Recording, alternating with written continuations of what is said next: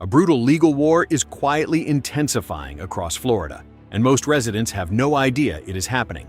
1,000 people move to this state every single day, and every single one of them needs water. But the water supply that made Florida habitable is shrinking, contaminated, and now at the center of a high-stakes battle between developers, agricultural giants, local governments, and the people who actually live here. What is at stake is not just the future of the Everglades or the sugar industry.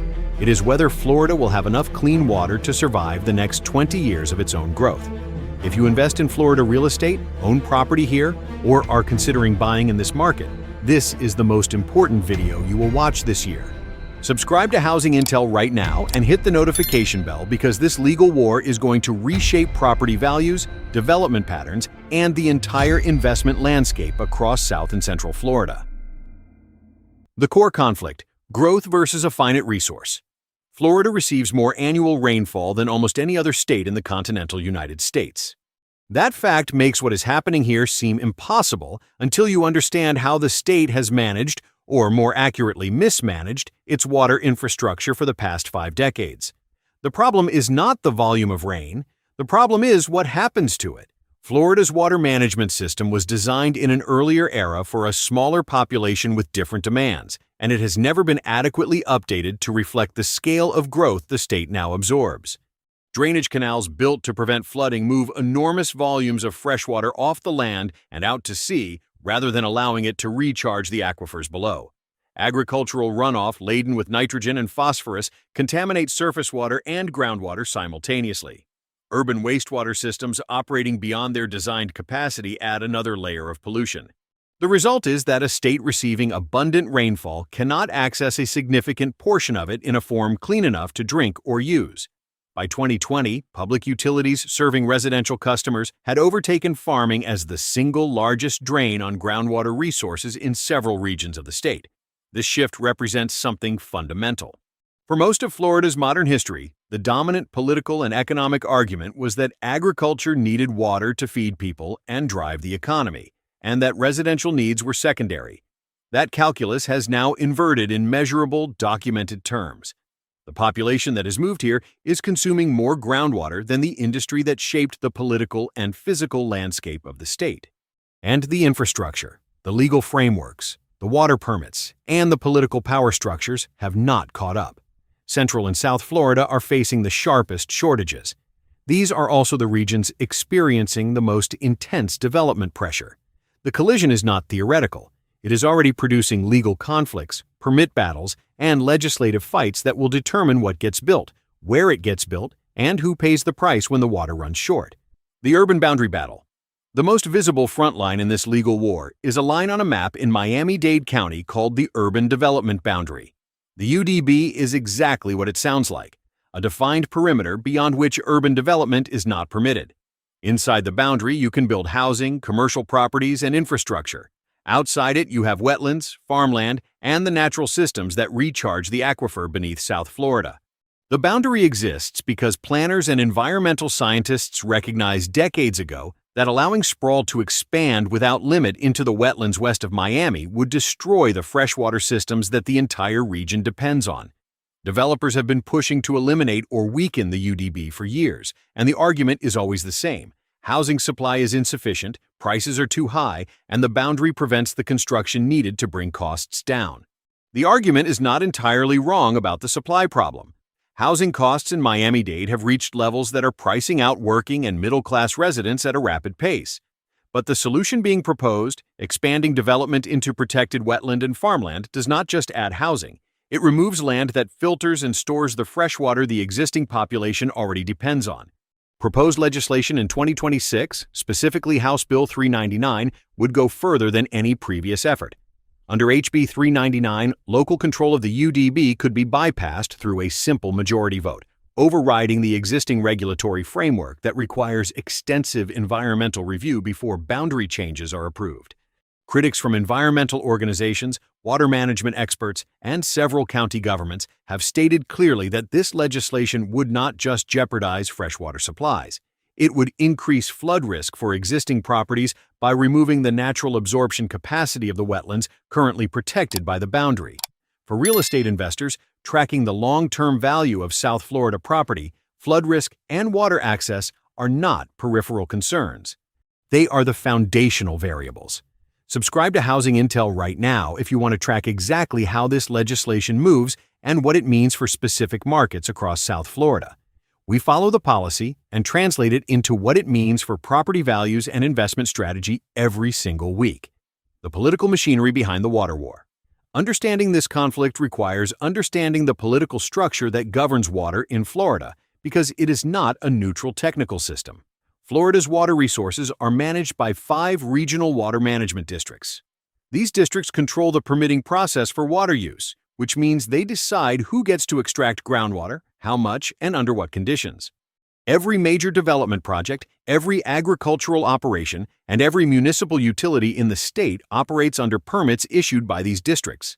The districts are governed by boards whose members are appointed by the governor. Since 2019, critics including environmental scientists, former water management officials, and local government leaders across party lines have argued consistently that gubernatorial appointments have tilted these boards toward alignment with developer and agricultural interests rather than independent environmental expertise. The practical consequence is a permitting system that has approved extraction rates critics argue are not sustainable given current population growth projections. The sugar industry adds another dimension. Florida's agricultural sector, particularly sugar farming centered around Lake Okeechobee and the surrounding region, holds substantial water allocations that have been legally protected for decades. Sugar's political influence in Tallahassee is significant and well documented. The water that flows into and out of Lake Okeechobee is at the center of both the Everglades restoration effort and the conflict between agricultural and residential water needs. When Lake Okeechobee levels rise, the Army Corps of Engineers releases water east and west through drainage canals to prevent flooding, carrying agricultural runoff with it. Those releases have been a primary driver of the toxic algal blooms that have devastated coastal communities and recreational economies along Florida's east and west coasts. What is already being lost? The consequences of decades of over-extraction and mismanagement are not future projections. They are measurable present realities that are already affecting property values and quality of life across the state. Florida's freshwater springs are among the most ecologically significant and recreationally valuable natural features in the state. They are also collapsing. Florida's springs have lost more than a third of their historic flow due to over-extraction from the aquifer systems that feed them. Some springs have stopped flowing entirely. Blue Springs, one of the most visited natural springs in the state and a critical winter refuge for manatees, has experienced catastrophic decline in flow rates, directly linked to increased groundwater pumping in the surrounding region. Algal blooms driven by agricultural runoff and urban wastewater contamination have become a recurring economic crisis. When blooms shut down recreational waterways, they do not just inconvenience tourists. They collapse local economies built around boating, fishing, and waterfront dining that sustain property values in coastal communities. A waterfront property in a market where the water is periodically toxic and closed to recreation is a fundamentally different asset than it was 10 years ago. Farmland conversion represents a threat that operates on a longer timeline, but with significant consequences. By 2040, projections suggest that nearly 500,000 acres of Florida farmland could be converted to residential or commercial development. This matters for water in 2 ways. Farmland, even land used for agriculture, retains some capacity to recharge the aquifer through soil absorption.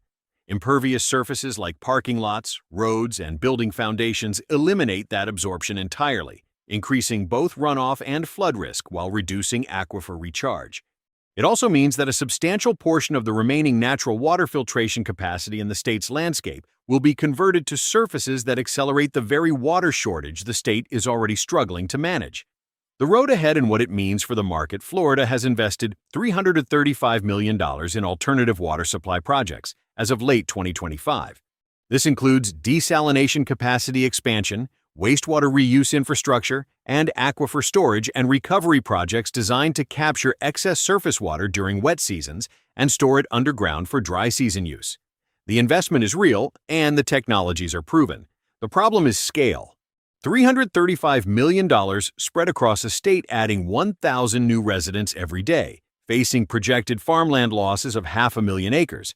And managing a crumbling water management framework is not sufficient to counteract the trajectory without significant additional investment and political will.